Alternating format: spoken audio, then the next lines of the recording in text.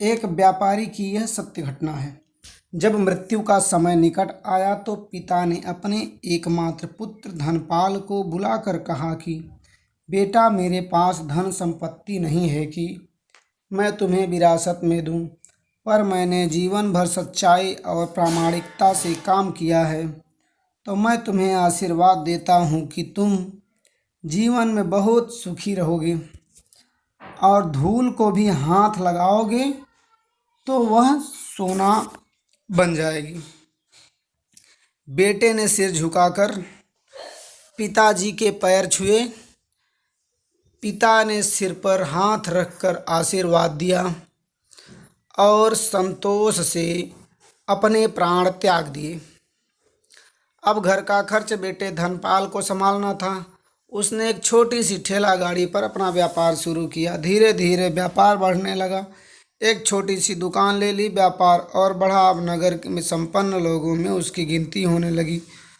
उसको विश्वास था कि यह सब मेरे पिता के आशीर्वाद का ही फल है, क्योंकि उन्होंने जीवन में दुख उठाया पर कभी धैर्य नहीं खोया,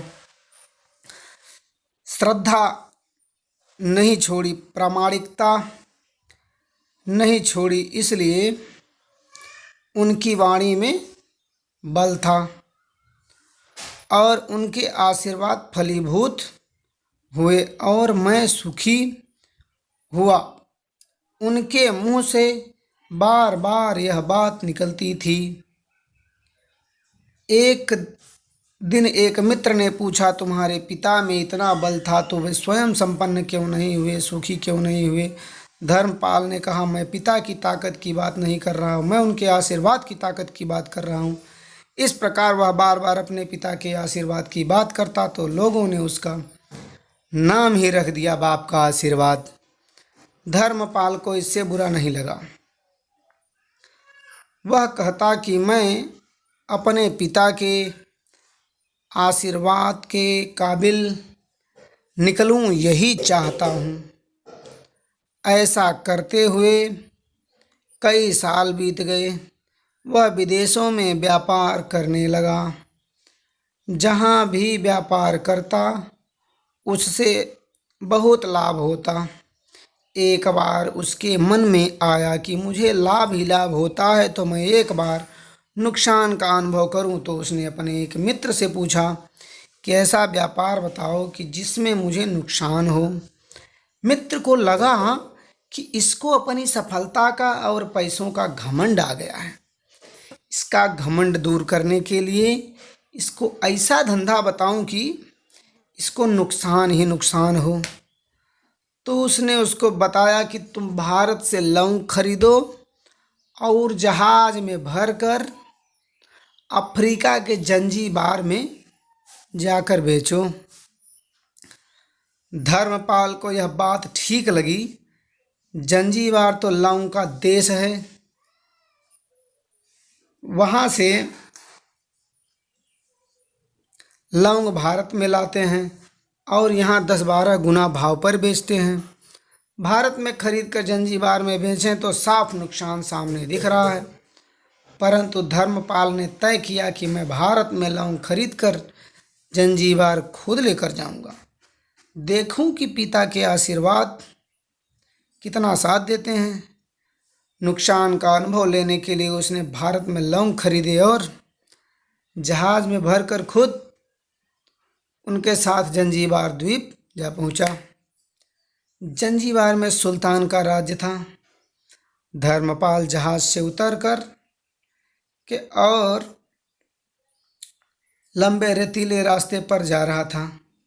वहाँ व्यापारी से मिलने को सामने सुल्तान जैसा एक व्यापारी पैदल सिपाहियों के साथ आता हुआ दिखाई दिया। उसने किसी से पूछा कि यह कौन है। उन्होंने कहा कि यह सुल्तान है। सुल्तान के ने उसको सामने देखकर उसका परिचय पूछा। उसने कहा, मैं भारत के गुजरात के खंभात का व्यापारी हूँ और यहाँ पर व्यापार करने आया हूँ। सुल्तान ने उसको व्यापारी समझकर उसका आदर किया और उससे बात करने लगा। धर्मपाल ने देखा कि सुल्तान के साथ सैकड़ों सिपाही हैं, परंतु उनके हाथ में तलवार, बंदूक आदि कुछ भी नहीं न होकर बड़ी बड़ी छलनियाँ हैं। उसको आश्चर्य हुआ। उसने विनम्रतापूर्वक सुल्तान से पूछा, आपके सैनिक इतनी छलनी लेकर के क्यों जा रहे हैं? सुल्तान ने हंसकर कहा, बात यह है कि आज सवेरे मैं समुद्र तट पर घूमने आया था, तब मेरी उंगली में से एक अंगूठी यहाँ कहीं निकल कर गिर गई। अब रेत में अंगूठी कहाँ गिर गई पता नहीं, तो इसलिए मैं इन सैनिकों के साथ आया हूँ। यह रेत छानकर मेरी अंगूठी उसमें से तलाश करेंगे। धर्मपाल ने कहा, अंगूठी बहुत महंगी होगी।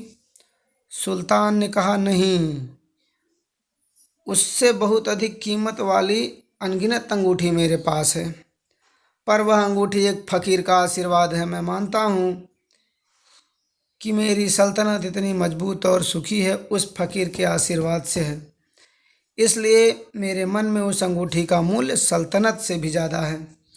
इतना कह करके सुल्तान ने फिर पूछा, बोलो सेठ, इस बार आप क्या माल लेकर आए हो? धर्मपाल ने कहा कि लौंग। सुल्तान के आश्चर्य का ठिकाना नहीं रहा। यह तो लौंग का ही देश है सेठ, यहाँ लौंग बेचने आए हो? किसने आपको ऐसी सलाह दी? जरूर वह कोई आपका दुश्मन होगा। यहाँ तो 1 पैसे में मुट्ठी भर लौंग मिलते हैं। यहाँ लौंग को कौन खरीदेगा और तुम क्या कमाओगे? धर्मपाल ने कहा, मुझे यही देखना है कि यहाँ भी मुनाफा होता है या नहीं। मेरे पिता के आशीर्वाद से आज तक मैंने जो धंधा किया उसमें मुनाफा ही मुनाफा हुआ, तो अब मैं देखना चाहता हूँ कि उनके आशीर्वाद यहाँ भी फलते हैं या नहीं। सुल्तान ने पूछा, पिता के आशीर्वाद, इसका क्या मतलब है? धर्मपाल ने कहा, मेरे पिता सारे जीवन ईमानदार और प्रामाणिकता से काम करते रहे, परंतु धन नहीं कमा सके। उन्होंने मरते समय मुझे भगवान का नाम लेकर मेरे सिर पर हाथ रखकर आशीर्वाद दिए कि तेरे हाथ में धूल भी सोना बन जाएगी। ऐसा बोलते बोलते धर्मपाल नीचे झुका और जमीन से एक मुट्ठी रेत उठाई। सुल्तान के सामने मुट्ठी खोलकर उंगलियों में बीच से रेत नीचे गिराई तो धर्मपाल ने सुल्तान दोनों का आश्चर्य पार हो गया। हाथ में एक हीरे जड़ित अंगूठी थी। वही सुल्तान की अंगूठी थी जो अंगूठी सुल्तान से खोई थी। सुल्तान बहुत प्रसन्न हो गया, बोला, वाह, खुदा आपकी करामत का पार नहीं, आप पिता के आशीर्वाद को सच्चा करते हो। धर्मपाल ने कहा, फकीर के आशीर्वाद को भी वही परमात्मा सच्चा करता है। सुल्तान और खुश हुआ, धर्मपाल को गले लगाया और कहा, मांग सेठ, आज तू जो मांगेगा मैं दूंगा। धर्मपाल ने कहा, आप 100 वर्ष तक जीवित रहो और प्रजा की अच्छी तरह से पालन करो, प्रजा सुखी रहे, इसके अलावा मुझे नहीं चाहिए कुछ।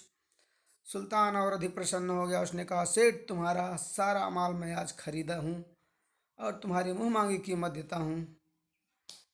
इस कहानी से शिक्षा मिलती है कि पिता के आशीर्वाद हों तो दुनिया की कोई भी ताकत तुम्हें पराजित नहीं कर देगी, पराजित नहीं होने देगी। पिता और माता की सेवा का फल निश्चित रूप से मिलता है।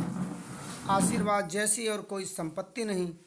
बालक के मन को जानने वाली माँ और भविष्य को संवारने वाले पिता, यही दुनिया के 2 महान ज्योतिषी हैं। अपने बुजुर्गों का सम्मान करें।